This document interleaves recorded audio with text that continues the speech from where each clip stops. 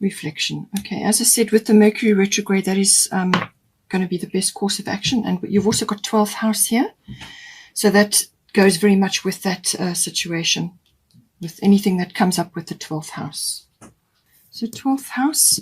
All right. So 12th house, it covers everything that's in the unconscious, and your unconscious rules about 90% of your life. So that's quite a big chunk. It's all the things that go on, and behind the scenes, under the surface. And this covers many, many different things. It can be your, your spiritual life. It can be, your connection to the divine, and it can also be your connection to mysticism and also to healing. And this is whether this is healing of yourself or healing towards others. This can be a profession that you're involved in. So all of those things come up.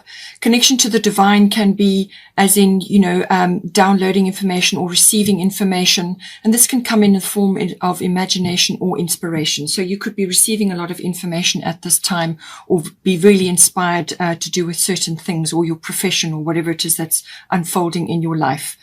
It can also be to do with retreat or seclusion, or in some cases reflection, and needing time to do that.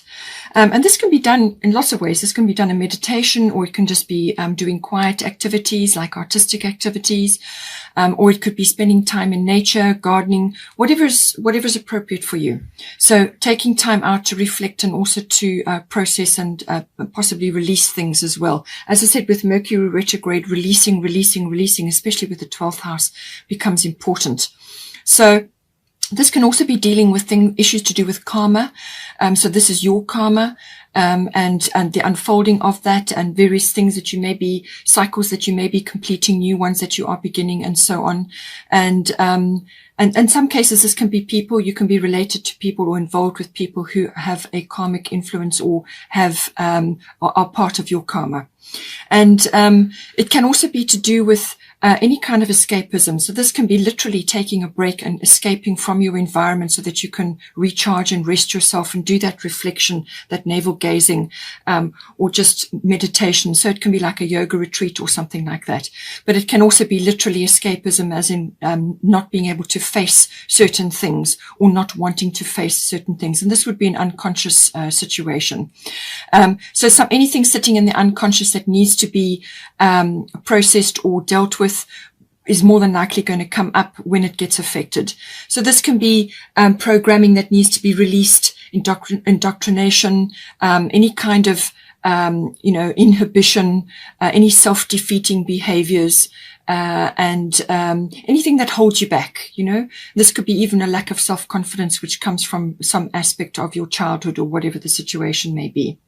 It can also be dependence on things. So whether this is codependency on other people, or, like a substance, or addictions to things, that can also come up with the 12th house to be dealt with. And if it's not yours, then you could be seeing it in somebody else's life, and understanding deeper concepts to do with that. It can also be, in some cases, visiting institutions of all kinds. So this can be like government institutions, or hospitals, or libraries, or universities, and so on. So it's your experiences while you are engaged in an activity there. All of these things can come in. So now we've got your destiny. As I said, fate and destiny are kind of indicated, in some ways here. So this is a destiny card. There can be a little bit of chaos and upheaval with this card. It can actually bring that in, and it can, make you feel like you're walking through treacle sometimes. So, but what it is, it actually is intended to steer you towards your purpose. And it's kind of like it's inevitable that you've got to face certain things, and you've got to achieve certain things. So you just got to roll up your sleeves and get on with it. And in some cases, it can be that you are tackling something which is really unique and different, and not easily embraced by other people. So you may not have support. You may not have insight. You may not have anybody who's, can give you advice or help you with the path that you are on. It really is about connecting to your own inner guidance, and following that. So there's divine timing in this as well. That also does come in. Things unfold when they're supposed to with this card. But it can also be about steering you, as I said, towards a specific path. And it can feel a little bit lonely on that path, because in some cases you can be like the black sheep of the family, or you can just be marching to a different drummer. You see things differently. You understand things differently. And therefore, you are kind of feeling alone. But you are never alone. You have the entire universe to back you. So really it's about tapping into that, listening to your inner guidance. And this is where the meditation and the with the 12th house, the meditation and the reflection comes in, because then you open those doors to that guidance to come in and manifest in your life. And it can also be to do with perhaps working solitarily, like on your own in a solitary fashion, or working privately on something. In some cases, it can be in secret on something. Just, following your own path and gathering information, or working on a project. And, the path may not be clear. So you may get one step and then you'll have to wait for the next step. That's why the divine timing comes in. You will be led forward, though. It can feel a bit like pioneering for some people.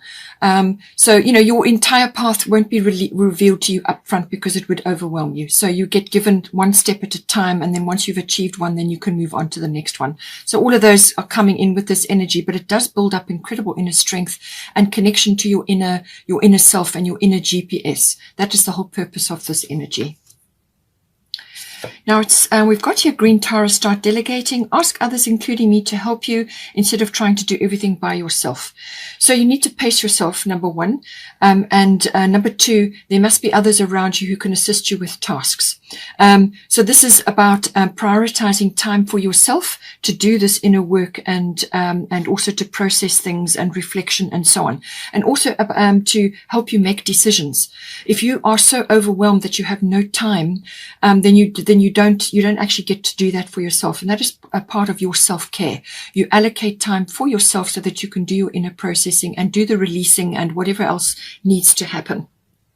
So call in those to assist you and your spirit team.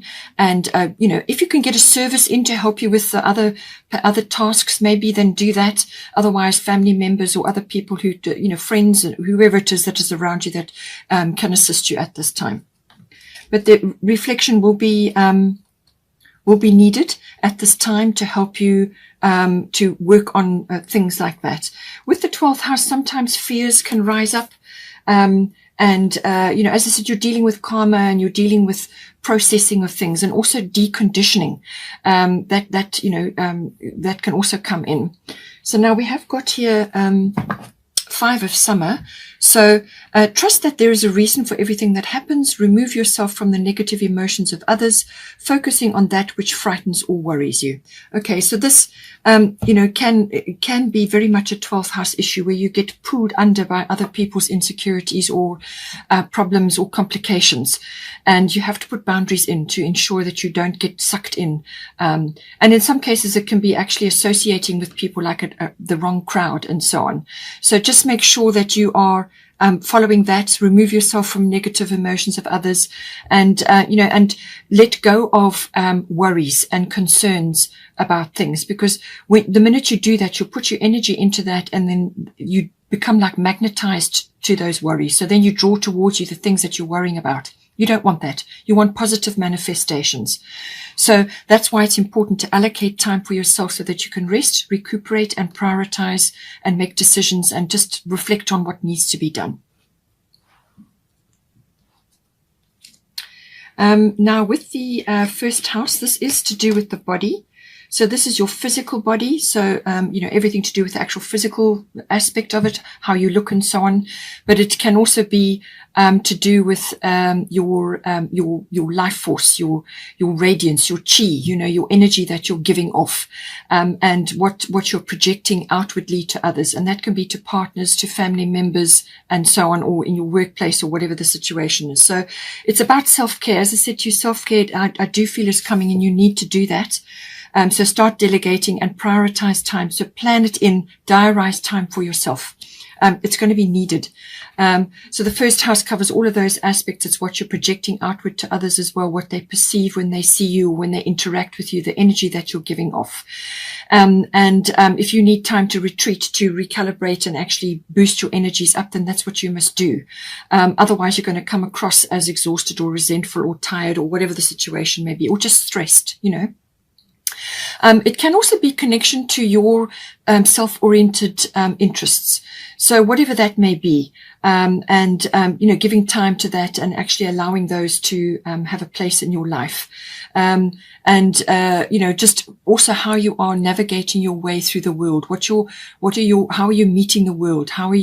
What's your independence like? How are you actually meeting your challenges that come up for you? So it's your attitude and your optimism and your approach. What are you giving out in that regard? If it all comes in with the first house. Okay, Sagittarius, hope you enjoyed that. Please take care. Take care.